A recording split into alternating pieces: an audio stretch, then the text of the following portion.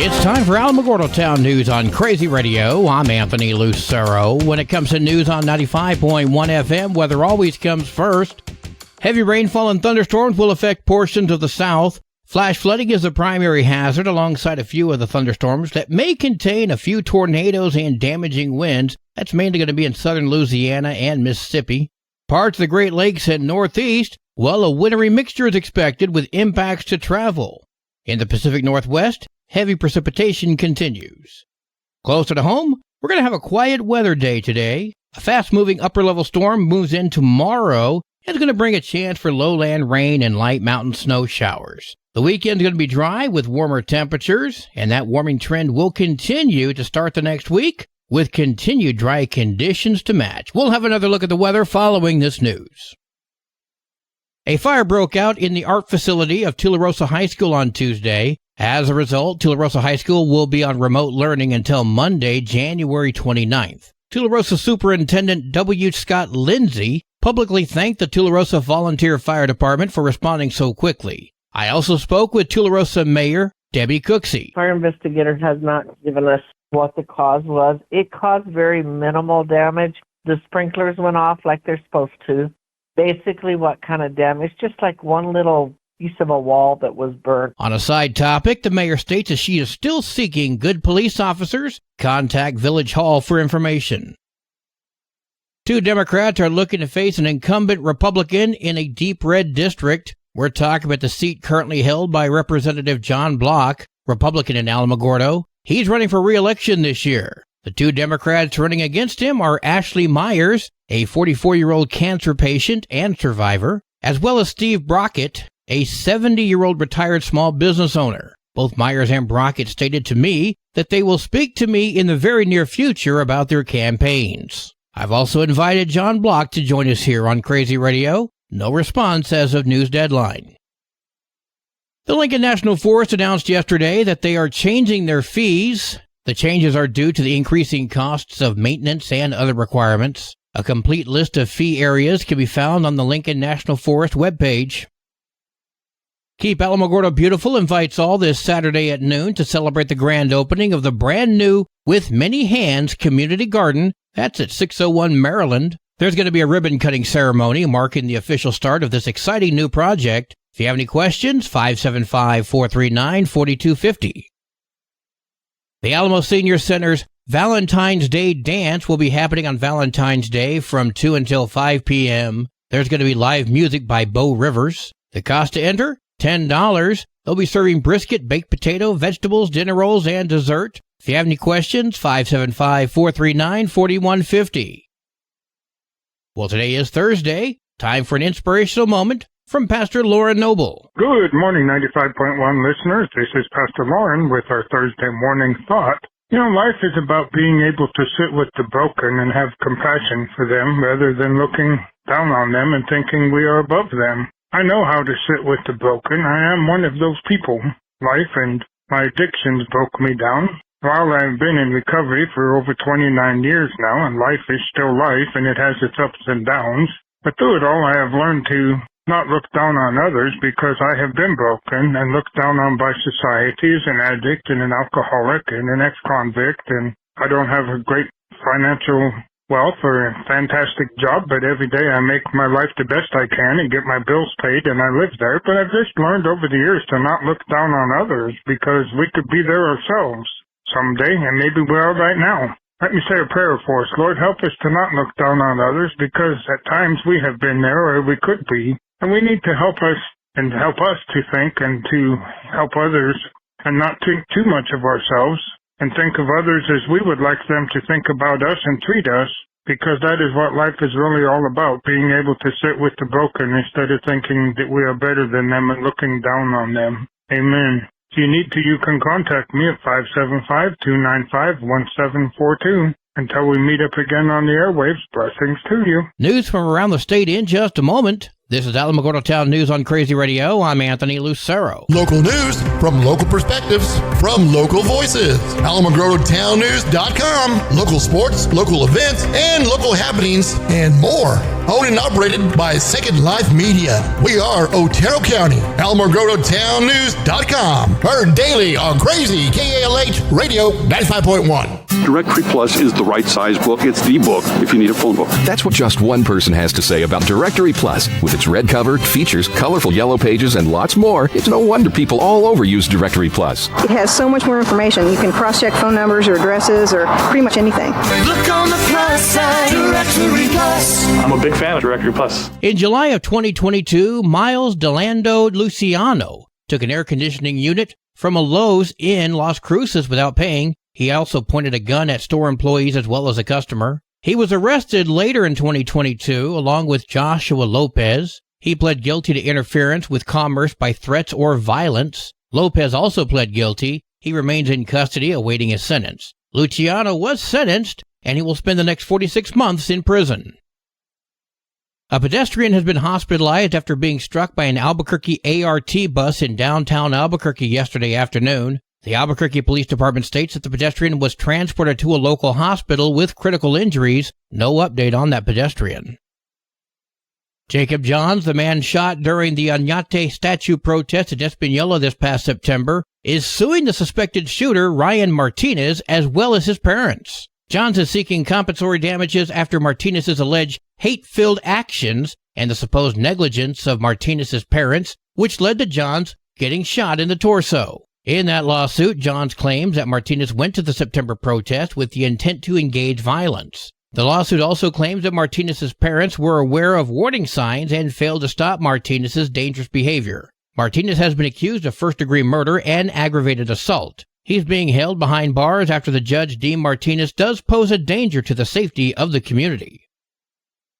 A bill to ban guns within 100 feet of a voting site or county clerk's office cleared the Senate Rules Committee. Where I come from, people have weapons in their pickup trucks because they're protecting their livestock. Allowing those or entering people with a concealed carry permit would be perhaps an olive branch to the Republicans and compromise that I know I could agree with. The crime would be a petty misdemeanor, making the maximum sentence 6 months in jail and a $500 fine. Proponents say the bill ensures safety at polling locations. Opponents say it chips away at the Second Amendment.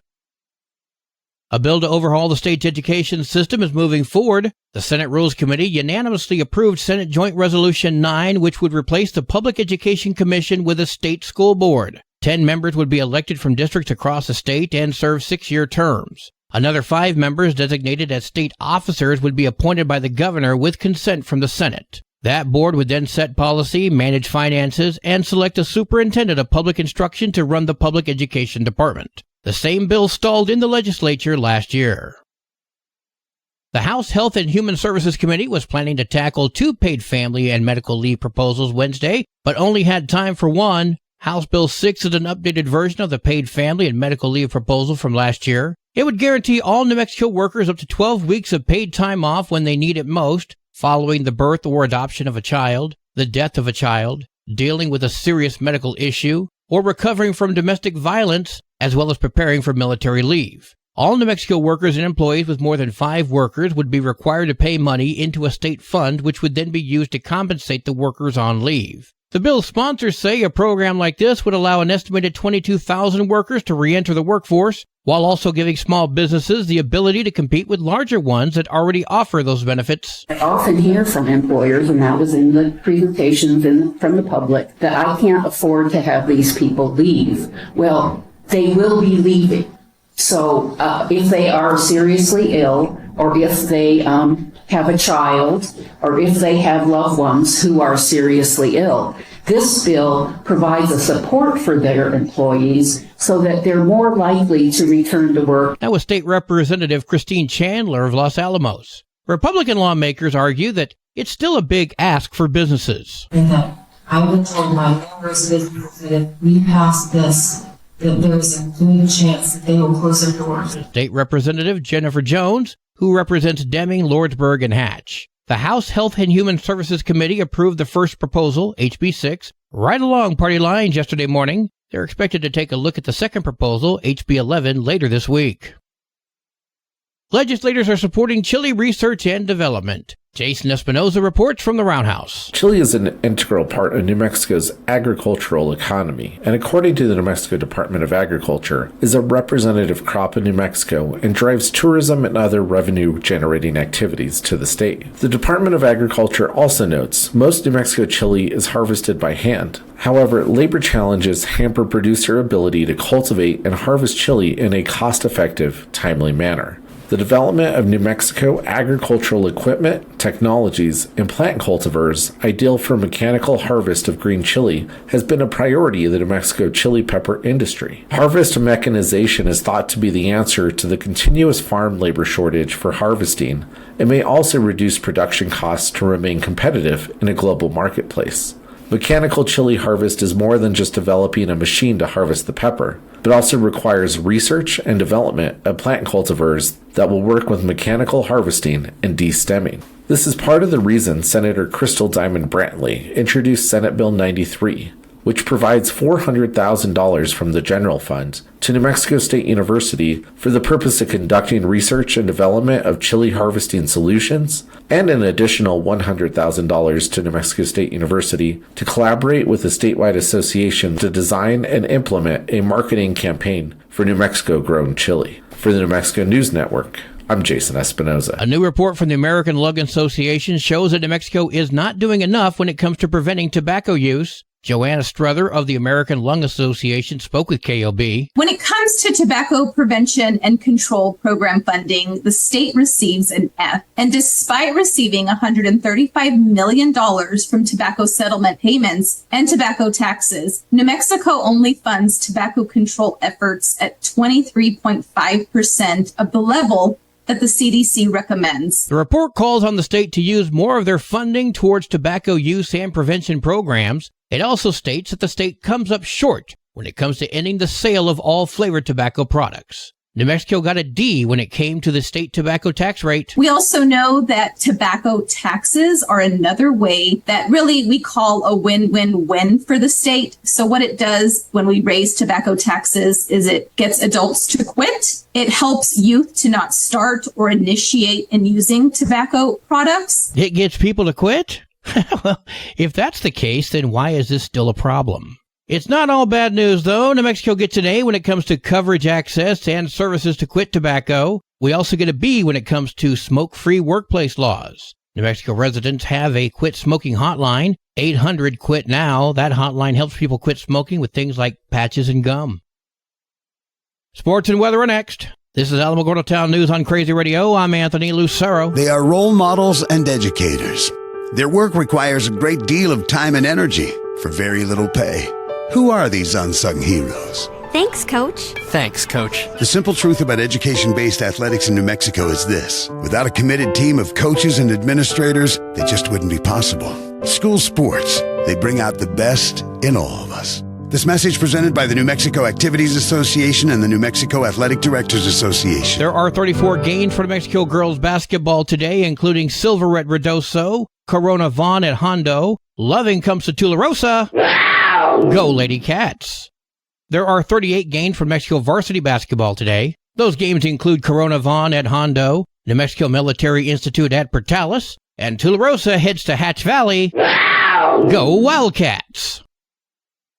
Your Crazy Radio spot-on weather forecast for the Tularosa Basin today calls for mostly sunny skies, mostly cloudy tonight with a 20% chance for showers, mostly sunny tomorrow, winds are going to be gusting as high as 18 miles per hour. Your high today in the basin, 55, low tonight of 34, wind chill is going to make it feel like it's 28, high tomorrow, 54 degrees. In Cloudcroft, mostly sunny skies with winds gusting as high as 22 miles per hour, mostly cloudy skies tonight with a 30% chance for snow. Winds are going to be gusting as high as 31 miles per hour. Mostly sunny tomorrow, winds gusting as high as 39. Your high today in Cloudcroft, 36. Wind chill is going to make it feel like it's 10. Low tonight of 22. Wind chill is going to make it feel like it's 7. High tomorrow, 30. Wind chill is going to make it feel like it's 8 degrees. Don't forget about your pets, pipes, and plants. Local breaking news can be found on our website, alamogordotownnews.com. And learn more about Crazy Radio by visiting KALHradio.org. Also, check out the Crazy KALH Radio YouTube channel. That's where we post our daily newscasts, complete interviews, and other information which concerns everyone in the Tularosa Basin. Be sure to give this video a like and subscribe to our channel if you've not done so already. That way you too can remain informed of the goings-on in the Tularosa Basin. That concludes today's edition of Alamogordo Town News on Crazy Radio. I'm Anthony Lucero.